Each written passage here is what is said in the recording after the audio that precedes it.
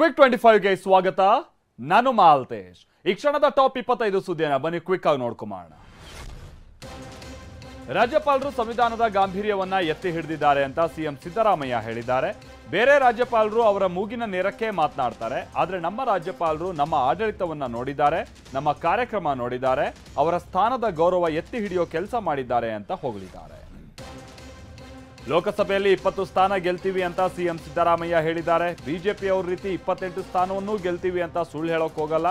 ಇದಕ್ಕೂ ಮೊದಲು ಮಾತನಾಡಿದಂತ ವಿಧಾನ ಪರಿಷತ್ ವಿಪಕ್ಷ ನಾಯಕ ಕೋಟಾ ಶ್ರೀನಿವಾಸ್ ಪೂಜಾರಿ, ನಾವು 25 ಗೆದ್ದಿದ್ವಿ, ಈ ಬಾರಿ 28 ಕ್ಷೇತ್ರವನ್ನು ಗೆಲ್ತೀವಿ ಅಂತ ಹೇಳಿದ್ದರು. ವಿಧಾನ ಪರಿಷತ್ನಲ್ಲಿ ಸಿಎಂ ಸಿದ್ದರಾಮಯ್ಯ ಅವರು ಜೆಡಿಎಸ್ ಸದಸ್ಯ ಭೋಜೇಗೌಡರ ಕಾಲೆಳೆದ್ರು. ಜೆಡಿಎಸ್ ಅಂತ ಹೋಗಿ ಇದೀಗ ಜೆಡಿಸಿ ಆಗಿದೆ. ಸಿ ಅಂತ ಅಂದ್ರೆ ಕಮ್ಯುನಲ್. ದೇಶದಾದ್ಯಂತ ಎಲ್ಲ ಪಕ್ಷಗಳು ನಿಮ್ಮನ್ನ ಬಿಟ್ಟು ಹೋಗ್ತಿದ್ದಾರೆ ಅಂತ ವ್ಯಂಗ್ಯ ಆಡಿದ್ರು. ಎಚ್.ಡಿ. ಕುಮಾರಸ್ವಾಮಿ ವಿರುದ್ಧ ಸಚಿವ ಈಶ್ವರ್ ಖಂಡ್ರೆ ಕಿಡಿಕಾರಿದ್ದಾರೆ. ನಾನು ಈವರೆಗೂ ರಾಜ್ಯದಲ್ಲಿ ಯಾವ ಪರಿಹಾರದ ಹಣವನ್ನು ಬಾಕಿ ಉಳಿಸಿಕೊಂಡಿಲ್ಲ. ಕನಕಪುರ, ಹಾಸನದಲ್ಲಿ ಆದಂತಹ ಘಟನೆಗಳಿಗೆ 15 ಲಕ್ಷ ಪರಿಹಾರವನ್ನ ನೀಡಿದ್ದೀವಿ. ವಾಸ್ತವ ಅರಿಯದೆ ಈ ರೀತಿ ಹೇಳಿಕೆ ಕೊಡೋದು ಸರಿನಾ ಅಂತ ವಾಗ್ದಾಳಿ ನಡೆಸಿದ್ದಾರೆ. ಪರಿಹಾರ ನೀಡುವಂತೆ ರಾಹುಲ್ ಗಾಂಧಿ ಒತ್ತಡ ಹಾಕಿಲ್ಲ ಅಂತಾನೂ ಸಚಿವ ಈಶ್ವರ್ ಖಂಡ್ರೆ ಹೇಳಿದ್ದಾರೆ. ಕೇರಳದ ವ್ಯಕ್ತಿಗೆ ಕರ್ನಾಟಕದ ಪರಿಹಾರ ಕೊಟ್ಟ ಬಗ್ಗೆ ಪ್ರತಿಕ್ರಿಯಿಸಿದ್ದಾರೆ. ನಾವು ಬೇರೆ ರಾಷ್ಟ್ರದಿಂದ, ಬೇರೆ ರಾಷ್ಟ್ರ ನಮ್ಮಿಂದ ಯಾವತ್ತೂ ಸಹಕಾರ ಪಡೆದುಕೊಂಡಿಲ್ವಾ? ನಾವು ಬಿಜೆಪಿ ನಾಯಕರಿಗೆ, ಈ ರೀತಿಯಾಗಿ ಅವರು ಬಿಜೆಪಿ ನಾಯಕರಿಗೆ ಪ್ರಶ್ನೆ ಮಾಡಿದ್ದಾರೆ. ಇನ್ನು ರಾಜ್ಯ ಯುವ ಕಾಂಗ್ರೆಸ್ ಘಟಕದಲ್ಲಿ ಬದಲಾವಣೆ ತರಲಾಗಿದೆ. ಮಂಜುನಾಥ್ ಎಚ್.ಎಸ್. ಅವರನ್ನ ಕಾರ್ಯಾಧ್ಯಕ್ಷರನ್ನಾಗಿ ನೇಮಕ ಮಾಡಲಾಗಿದೆ. ಲೋಕಸಭಾ ಚುನಾವಣೆಗೂ ಕಾಂಗ್ರೆಸ್ ಈ ವಿಚಾರವಾಗಿ, ಅಂದರೆ ಲೋಕಸಭಾ ಚುನಾವಣೆಗೂ ಮುನ್ನ ಈ ರೀತಿಯಾದಂಥ ಒಂದು ತಂತ್ರವನ್ನ ಹೆಣೆದಿದೆ. ಡಿ.ಕೆ. ಶಿವಕುಮಾರ್ ಅವರ ಆಪ್ತ ಬಳಗದಲ್ಲಿ ಗುರುತಿಸಿಕೊಂಡಿರುವಂತಹ ಮಂಜುನಾಥ್ ಈ ಹಿಂದೆ ವಿಧಾನಸಭಾ ಚುನಾವಣೆಗೂ ಸ್ಪರ್ಧಿಸಿದ್ದರು. ಕೇಂದ್ರ ಸಚಿವೆ ಶೋಭಾ ಕರಂದ್ಲಾಜೆಗೆ ಚಿಕ್ಕಮಗಳೂರಿನಲ್ಲಿ ವಿರೋಧ ವ್ಯಕ್ತವಾಗಿದೆ. ಬಿಜೆಪಿ ಕಾರ್ಯಕರ್ತರು ಶೋಭಾ ವಿರುದ್ಧ ಪತ್ರ ಅಭಿಯಾನವನ್ನ ನಡೆಸಿದ್ದಾರೆ. ಲೋಕಸಭಾ ಚುನಾವಣೆಯಲ್ಲಿ ಟಿಕೆಟ್ ನೀಡದಂತೆ 5,000ಕ್ಕೂ ಅಧಿಕ ಕಾರ್ಯಕರ್ತರು ವರಿಷ್ಠರಿಗೆ ಪತ್ರವನ್ನ ಬರೆದಿದ್ದಾರೆ. 10 ವರ್ಷ ಸಂಸದೆ ಆಗಿದ್ರೂ ಅಭಿವೃದ್ಧಿ ಮಾಡಿಲ್ಲ ಅಂತ ಹೇಳಿ ಆರೋಪಿಸಿದ್ದಾರೆ. ರಾಮನಗರದಲ್ಲಿನ ಗಲಾಟೆಗೆ ಕುಮಾರಸ್ವಾಮಿ ಅವರೇ ಕಾರಣ ಅಂತ ಡಿಸಿಎಂ ಡಿ.ಕೆ. ಶಿವಕುಮಾರ್ ಆರೋಪಿಸಿದ್ದಾರೆ. ಡಿಕೆ ಸಹೋದರರಿಂದ ಅಶಾಂತಿ ಸೃಷ್ಟಿ ಎಂದಿದ್ದ ಎಚ್.ಡಿ. ಕುಮಾರಸ್ವಾಮಿ ಅವರಿಗೆ ಡಿ.ಕೆ. ಶಿವಕುಮಾರ್ ಹೀಗೆ ತಿರುಗೇಟನ್ನ ಕೊಟ್ಟಿದ್ದಾರೆ. ರಾಮನಗರದಲ್ಲಿ ಗಲಾಟೆ ಮಾಡಿಸ್ತಾ ಇರುವಂತದ್ದು ಜೆಡಿಎಸ್ ಅಂತ ಗಂಭೀರ ಆರೋಪವನ್ನ ಮಾಡಿದ್ದಾರೆ. ಲೋಕಸಭಾ ಚುನಾವಣೆಗೆ ತಯಾರಿ ಬಗ್ಗೆ ಡಿ.ಕೆ. ಶಿವಕುಮಾರ್ ಪ್ರತಿಕ್ರಿಯೆ ನೀಡಿದ್ದಾರೆ. ನಾವು ಈಗಾಗಲೇ ನಮ್ಮ ಕೆಲಸ ಆರಂಭ ಮಾಡಿದ್ದೀವಿ. ಎಂಎಲ್ಎ ಚುನಾವಣೆ ಮುಗಿದ ಮರುದಿನದಿಂದಲೇ ಕೆಲಸ ಶುರು ಮಾಡಿದ್ದೀವಿ. ನಮ್ಮನ್ನ ಕಟ್ಟಿ ಹಾಕ್ತೀವಿ ಅಂತಿದಾರಲ್ಲ, ಕಟ್ಟಿ ಹಾಕ್ಲಿ ನೋಡೋಣ ಅಂತ ಸವಾಲ್ ಹಾಕಿದ್ದಾರೆ. ಶಾಲಾ ಮಕ್ಕಳಿಗೆ ವಾರದಲ್ಲಿ 3 ದಿನ ರಾಗಿ ಮಾಲ್ಟ್ ವಿತರಣೆ ಮಾಡಲಾಗುತ್ತೆ ಅಂತ ಶಿಕ್ಷಣ ಸಚಿವ ಮಧು ಬಂಗಾರಪ್ಪ ಹೇಳಿದ್ದಾರೆ. ನಾಳೆಯಿಂದ ಸರ್ಕಾರಿ ಶಾಲೆಯಲ್ಲಿ ರಾಗಿ ಮಾಲ್ಟ್ ಅನ್ನು ವಿತರಿಸಲಾಗುತ್ತೆ. ನಾಳೆ ಬೆಂಗಳೂರಿನಲ್ಲಿ ಕಾರ್ಯಕ್ರಮಕ್ಕೆ ಸಿಎಂ ಚಾಲನೆ ಕೊಡ್ತಾರೆ ಅಂತ ಹೇಳಿದ್ದಾರೆ. ಬೇಬಿ ಬೆಟ್ಟದಲ್ಲಿ ಟ್ರಯಲ್ ಬ್ಲಾಸ್ಟ್ ಅಗತ್ಯತೆ ಏನಿದೆ ಅಂತ ಸಂಸದೆ ಸುಮಲತಾ ಪ್ರಶ್ನಿಸಿದ್ದಾರೆ. ಕೆಆರ್ಎಸ್ ಸುತ್ತಮುತ್ತ ಗಣಿಗಾರಿಕೆ ಮಾಡಬಾರ್ದು ಅಂತ ನಿಯಮ ಇದೆ. ಕೋರ್ಟ್ ಹೇಳಿದ ಮೇಲೂ ಟ್ರಯಲ್ ಬ್ಲಾಸ್ಟ್ ಮಾಡಬೇಕಾ? ಬೆಟ್ಟದಲ್ಲಿ ಟ್ರಯಲ್ ಬ್ಲಾಸ್ಟ್ಗೆ ಅವಕಾಶ ನೀಡಬಾರ್ದು ಅಂತ ಆಗ್ರಹಿಸಿದ್ದಾರೆ.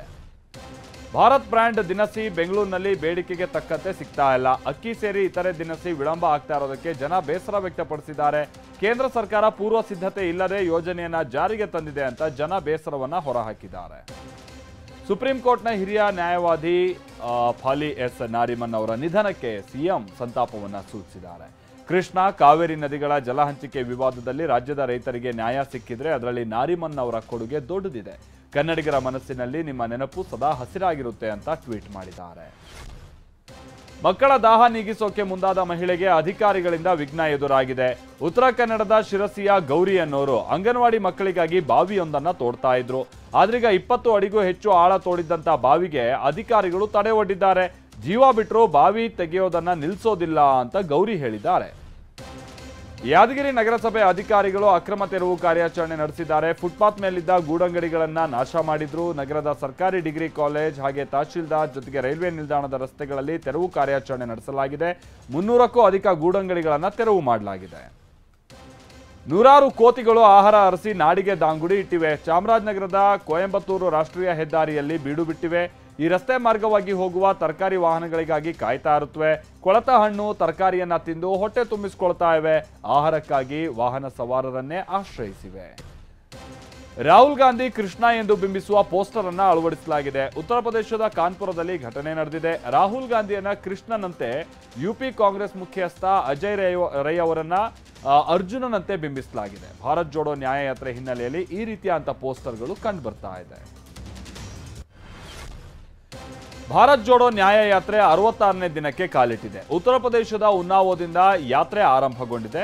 ಕಾಂಗ್ರೆಸ್ ನಾಯಕ ರಾಹುಲ್ ಗಾಂಧಿ ಯಾತ್ರೆಗೆ ಉತ್ತಮ ಪ್ರತಿಕ್ರಿಯೆ ವ್ಯಕ್ತವಾಗಿದೆ. ಇವತ್ತು ಸಹ ಸಹಸ್ರಾರು ಸಂಖ್ಯೆಯಲ್ಲಿ ಜನ ಯಾತ್ರೆಯಲ್ಲಿ ಭಾಗವಹಿಸಿದ್ದರು. ಅನ್ನದಾತರನ್ನ ಚದುರಿಸೋದಕ್ಕೆ ಪೊಲೀಸರು ಅಶ್ರುವಾಯು ಸಿಡಿಸಿದ್ದಾರೆ. ಹರಿಯಾಣದ ಶಂಭು ಗಡಿಯಲ್ಲಿ ಉದ್ವಿಗ್ನ ಸ್ಥಿತಿ ನಿರ್ಮಾಣ ಆಗಿದೆ. ಹರಿಯಾಣ ಪೊಲೀಸರು ಅಶ್ರುವಾಯು ಸಿಡಿಸ್ತಾ ಇದ್ದ ಹಾಗೆ ರೈತರು ದಿಕ್ಕಾಪಾಲಾಗಿ ಓಡೋಗ್ಬಿಟ್ರು. ಕೇಂದ್ರ ಸರ್ಕಾರದ ವಿರುದ್ಧ ದೇಶದ ಅನ್ನದಾತರು ಸಿಡಿದೆದ್ದಿದ್ದಾರೆ. ದೆಹಲಿ ಚಲೋ ಚಳುವಳಿ ಇವತ್ತಿನಿಂದ ತೀವ್ರ ಸ್ವರೂಪವನ್ನ ಪಡೆದುಕೊಂಡಿದೆ. ದೆಹಲಿ ಗಡಿಗಳಲ್ಲಿನ ರೈತರ ಹೋರಾಟಕ್ಕೆ ವಾಹನ ಸವಾರರು ಸಂಕಷ್ಟಕ್ಕೀಡಾಗಿದ್ದಾರೆ. ದೆಹಲಿ ಗುರುಗ್ರಾಮ್ ಗಡಿಯಲ್ಲಿ ವಾಹನ ದಟ್ಟಣೆ ಉಂಟಾಗಿದೆ. ಕಿಲೋಮೀಟರ್ ಗಟ್ಟಲೆ ವಾಹನಗಳು ನಿಂತಲ್ಲೇ ನಿಂತಿವೆ. ಗ್ರೀಕ್ ಪ್ರಧಾನಿ ಕಿರಿಯಾಕೋಸ್ ಮಿತ್ಸೋಟಾಕಿಸ್ ಭಾರತ ಪ್ರವಾಸವನ್ನ ಕೈಗೊಂಡಿದ್ದಾರೆ.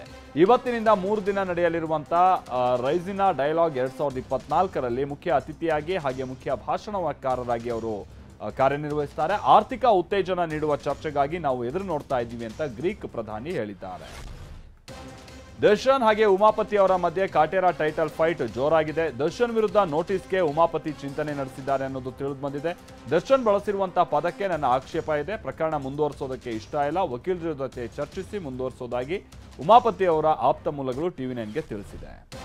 ಬಾಲಿವುಡ್ನ ಜನಪ್ರಿಯ ನಟಿ ಕರಾವಳಿ ಚೆಲುವೆ ಶಿಲ್ಪಾ ಶೆಟ್ಟಿ ತಮ್ಮ ಫಿಟ್ನೆಸ್ ರಹಸ್ಯ ತಿಳಿಸಿದ್ದಾರೆ. 49 ವರ್ಷದ ಶಿಲ್ಪಾ ಶೆಟ್ಟಿ ತಮ್ಮ ಡಯಟ್ ಪ್ಲಾನ್ ಯೋಗದ ಬಗ್ಗೆಯೂ ತಿಳಿಸಿದ್ದಾರೆ. ಅಲ್ಲದೆ ಯಾವುದೇ ಕಾರಣಕ್ಕೂ ಬ್ರೇಕ್ಫಾಸ್ಟ್ ಅಂತ ಅಂದ್ರೆ ಬೆಳಗ್ಗೆಯ ತಿಂಡಿಯನ್ನ ನಾವು ತಪ್ಪಿಸಬಾರದು ಅಂತ ಕಿವಿ ಮಾತನ್ನ ಹೇಳಿದ್ದಾರೆ.